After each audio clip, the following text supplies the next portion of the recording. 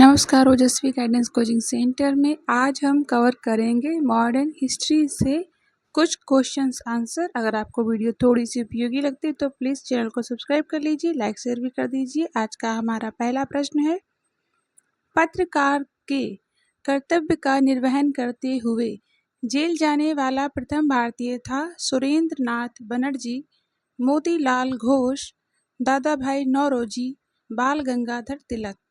इस प्रश्न का सही उत्तर है ऑप्शन डी, बाल गंगाधर तिलक। अगला प्रश्न है, स्वतंत्र भारत का अंतिम गवर्नर जनरल कौन था?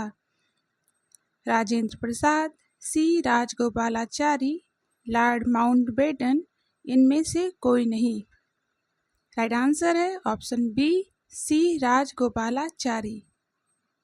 गोदान और गबन दोनों एक ही लेखक की रचनाएं हैं, उनका नाम क्या है? मुंशी प्रेमचंद्र, निराला, रविंद्रनाथ टैगोर, कालिदास।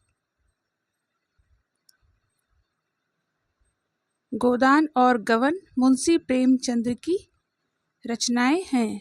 अगला प्रश्न है, बनारस हिंदू विश्वविद्यालय BHU के संस्थापक थे?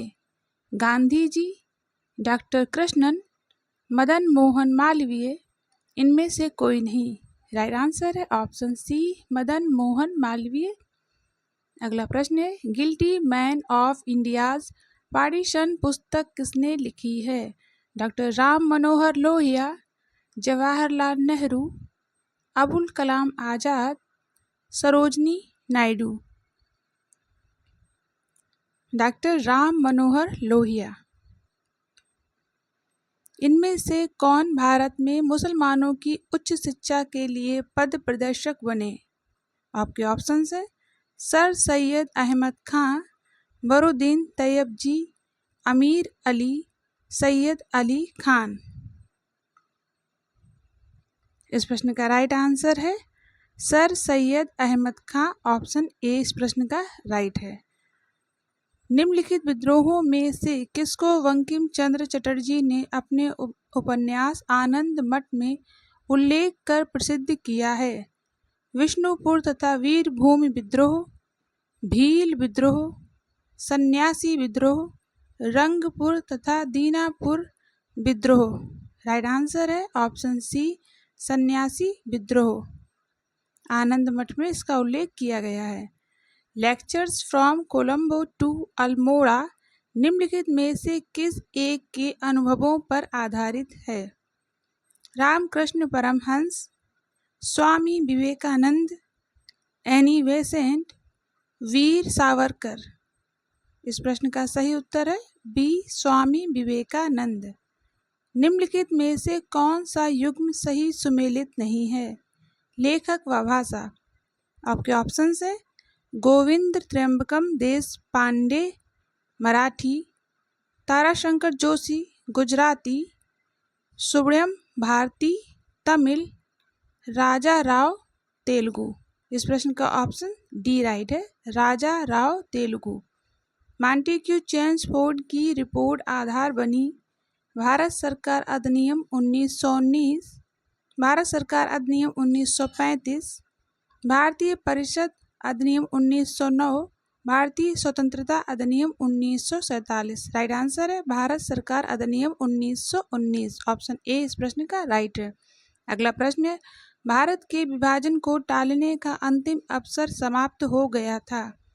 कैबिनेट मिशन को अस्वीकार करने के साथ ही, वेबल प्लान को अस्वीकार करने के साथ ही, क्रिप्स मिशन को अस्वीकार करने के साथ ही, राजगोपालाचारी फॉर्मूले को अस्वीकार करने के साथ ही। राइट आंसर है कैबिनेट मिशन को अस्वीकार करने के साथ ही।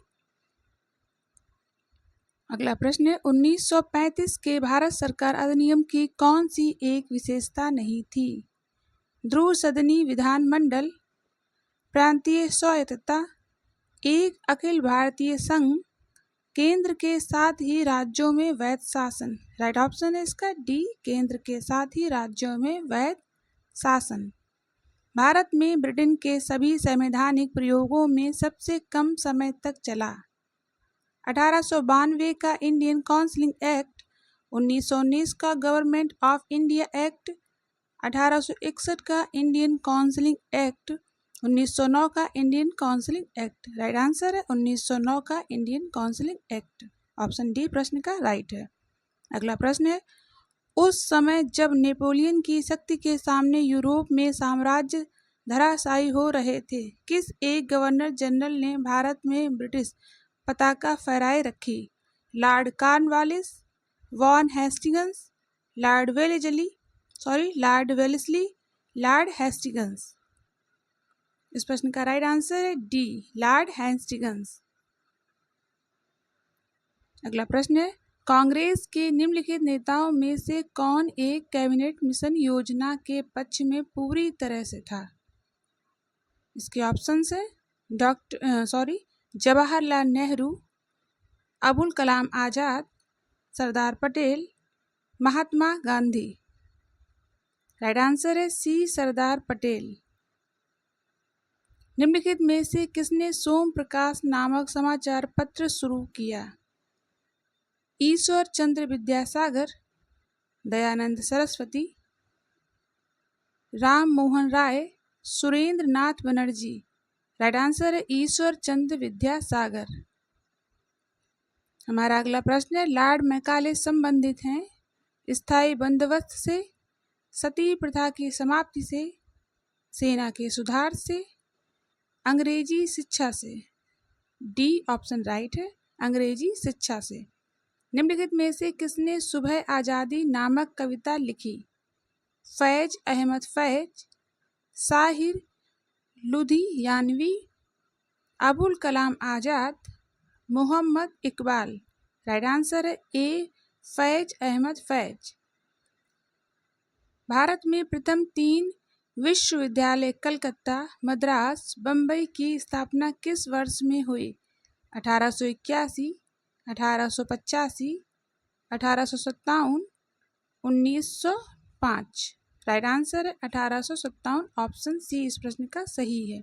हमारा अगला और अंतिम प्रश्न है, किस अधिनियम ने भारतवासियों को अपने देश के प्रशासन में कुछ हिस्सा लेना संभव बनाया? Charter act 1833, Indian counselling act 1861, government of India act 1858, charter act 1853। Right answer है इंडियन काउंसिलिंग एक्ट 1861। अगर आपको वीडियो थोड़ी सी उपयोगी लगती है तो प्लीज़ चैनल को सब्सक्राइब कर लीजिए, लाइक शेयर भी कर दीजिए। Thanks for watching.